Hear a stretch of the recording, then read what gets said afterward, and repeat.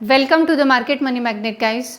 आज यहाँ इस वीडियो में हम बात करने वाले हैं 5 ऐसे स्टॉक्स के बारे में जो इस गिरावट में भी टिके हुए हैं, बने हुए हैं। ये सवाल मेरे मन में भी आया कि मार्केट पूरा क्रैश चल रहा है तो क्या कुछ ऐसे स्टॉक्स हो सकते हैं कि जो स्टॉक्स इस गिरे हुए मार्केट में भी स्टेबल हो, या ये हम बोल सके कि फंडामेंटली अच्छे होने की वजह से इनमें ज़्यादा गिरावट हमें देखने को नहीं मिली हो, या हम इनको अपने वॉच लिस्ट में रख सकते हो। तब मैंने इस पर रिसर्च करने पे मुझे ये 5 स्टॉक्स मिले जो कि इस गिरावट में भी हमें स्टेबल देखने को मिल रहे हैं। और ये तो हम देखेंगे कि ये 5 स्टॉक्स कौन से हैं जो अपने वॉच लिस्ट में आप रख सकते हो, ताकि आपको भी पता चले कि गिरावट के दौरान भी कुछ स्टॉक ऐसे भी होते हैं कि जो स्टेबल होते हैं। और क्यों होते हैं हम ये तो जानेंगे ही जानेंगे, लेकिन साथ में ये भी जानेंगे कि इन 5 स्टॉक्स में कॉमन फैक्टर ऐसा कौन सा है जिसके चलते ये 5 स्टॉक्स हमें गिरावट के दौरान भी स्टेबल देखने को मिल रहा है। स्टेबल का अर्थ ये नहीं है कि इन स्टॉक्स में गिरावट नहीं हुई, लेकिन इन स्टॉक्स में उतनी गिरावट नहीं हुई जितनी कि मार्केट में गिरावट अभी देखने को मिल रही है। तो चलिए हम देख लेते हैं ये 5 स्टॉक्स कौन से हैं और कॉमन फैक्टर कौन सा है जिसके चलते ये 5 स्टॉक्स हमें जो है गिरावट में भी स्टेबल देखने को मिल रहे हैं। रिस्क फैक्टर हर एक में होता है तो हम इनके रिस्क फैक्टर भी देखेंगे। तो चलिए देख लेते हैं हमारे लिस्ट में सबसे पहला स्टॉक कौन सा है।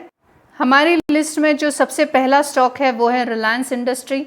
रिलायंस इंडस्ट्री आप देख सकते हैं 1436 पे ट्रेड कर रहा है और लास्ट 13 अप्रैल को भी ये 0.73% के तेज़ी में था। तो क्या ये स्टॉक स्ट्रॉन्ग है जबकि मार्केट में वोलेटिलिटी है, मार्केट हमें जो है निगेटिव देखने को मिल रहा है।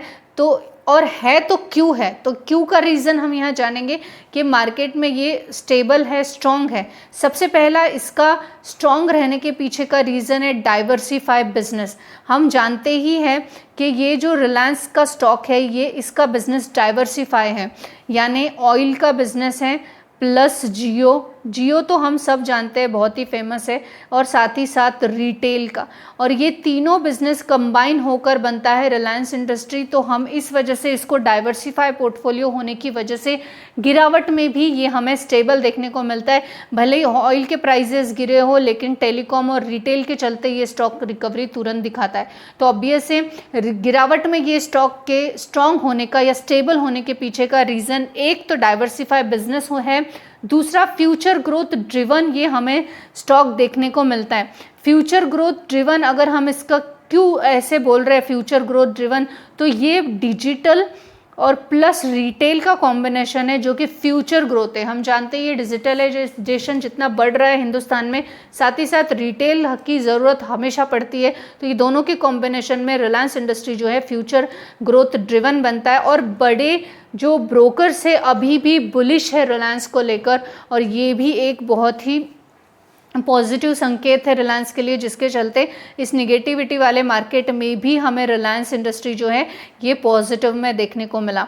अब मल्टीबैगर के संकेत अगर हम इनमें देखें कि किस तरह से देखने को मिलते हैं, तो सबसे पहले तो न्यू इकोनॉमी प्लेयर जो है जैसे टेलीकॉम प्लस रिटेल एक्सपांशन, और ये हमें एक मल्टी बैगर संकेत देता है रिलायंस इंडस्ट्री के। और अर्निंग रिकवरी जो एक्सपेक्टेड है रिलायंस से, ये भी हमें बहुत अच्छी होते हुए देखने को मिलती है।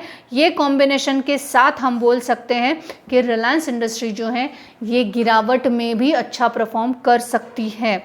चलो इस लिस्ट में हम देख लेते हैं हमारा सेकेंड स्टॉक।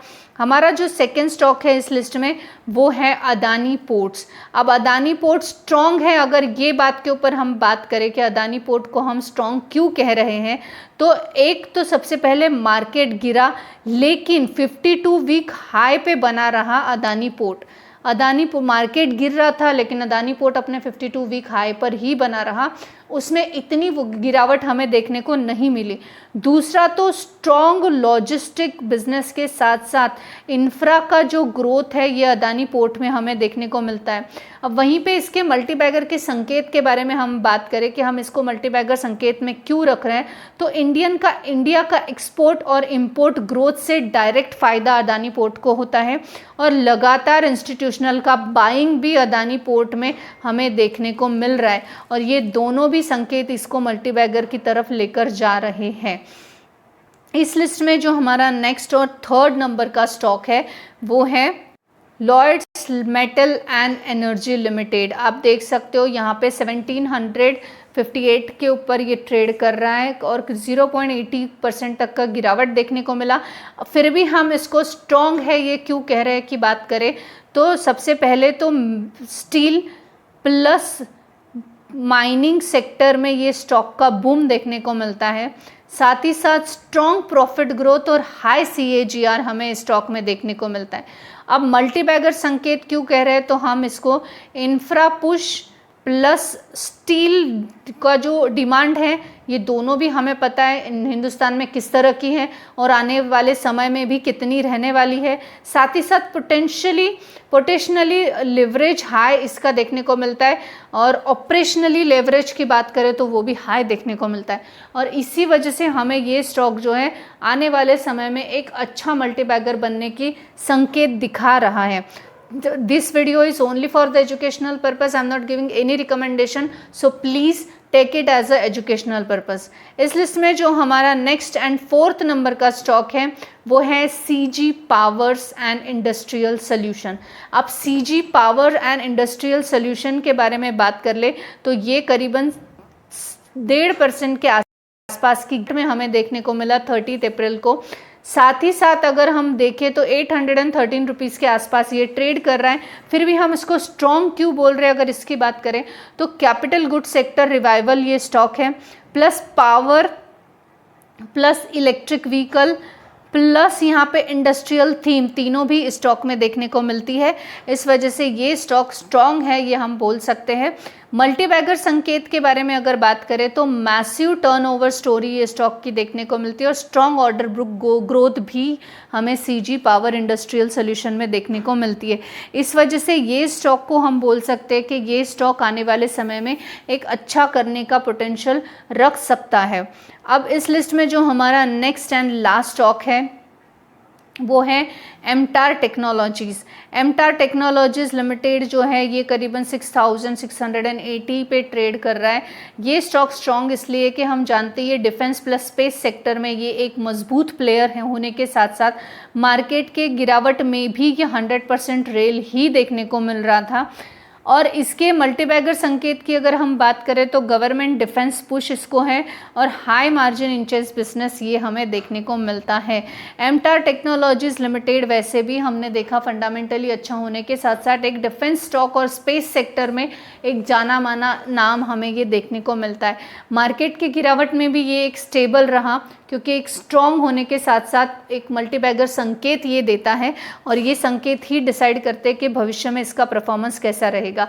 अब हमने जो ये 5 स्टॉक देखे इनमें कॉमन पैटर्न है और वो कॉमन पैटर्न अगर आपको पता चला होगा तो डेफिनेटली मुझे कमेंट सेक्शन में बताइएगा कि आपको कौन सा पैटर्न क्लिक हुआ है। लेकिन हम देखेंगे कि 3 कॉमन पैटर्न इसमें कौन से हैं इन 5 स्टॉक में जिसके चलते ये स्टॉक्स को हम स्टेबल बोल रहे हैं गिरावट वाले मार्केट में भी। तो इन सभी स्टॉक्स में कॉमन चीज़ें 3 कॉमन चीज़ें हैं और वो हम देखेंगे कि कौन सी है ताकि आपको पता चले कि ये सारे स्टॉक्स रिलेवेंट किस तरह से। सबसे पहले इनमें कॉमन चीज़ें देखा तो सेक्टोरियल टाइवेंट देखने को मिलती है यानी डिफेंस इंफ्रा एनर्जी इनके मैन्युफैक्चरर है, ये मैन्युफैक्चरिंग यूनिट्स इनके पास है। ये स्टॉक 26 से 30 में ग्रो करेंगे इस तरह का एक परसेप्शन हमारा बन सकता है क्योंकि हमने देखा कि इनकी ऑर्डर बुक कैसी है। ये डिफेंस सेक्टर जो कि फ्यूचर में अच्छा कर सकता है, इंफ्रा एनर्जी जो कि फ्यूचर डिमांड हमें देखने को मिल रही है। इस वजह से हम ये बोल सकते हैं कि ये सेक्टर भविष्य में ग्रो करने के चांसेस हमें देखने को मिल सकते हैं। इट्स नॉट 100% श्योर कि मिलेंगे ही, आने वाले समय में किस तरह की पोजीशंस बदलेगी उस तरह के चीज़ें भी बदल सकती हैं। लेकिन ये तीनों में ये चीज़ें एक फैक्टर कॉमन है। सेकेंड फैक्टर जो तीनों में कॉमन है वो हमें देखने को मिल रहा है ROCE, प्रॉफिट ग्रोथ और लो डेप यानी मल्टीबैगर के लिए ज़रूरी होने वाली ये तीनों चीज़ें फंडामेंटली स्ट्रॉन्ग ये स्टॉक देखने को मिलते हैं और ये कॉमन फैक्टर आपको ये 5 स्टॉक्स में देखने को मिल रहा है।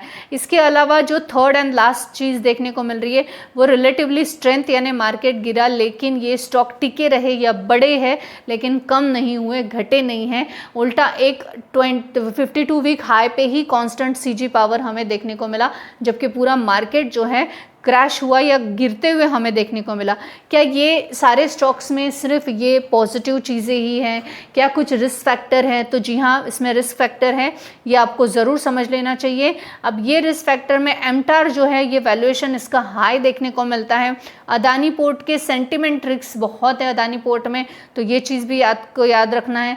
मेटल स्टॉक साइक्लिक है, तो ऑब्वियस है मेटल स्टॉक्स में लो यार्ड्स भी आ रहा है। रिलायंस बोलेंगे तो स्लो मूवर है शॉर्ट टर्म के हिसाब से, तो ये रिस्क फैक्टर भी ये स्टॉक्स के आपको कंसिडर करना चाहिए before you considering any of below stocks. अब this video is only for the educational purpose, I am not giving any recommendation. Before buying you must ask your financial advisor और do self research. Thanks for watching.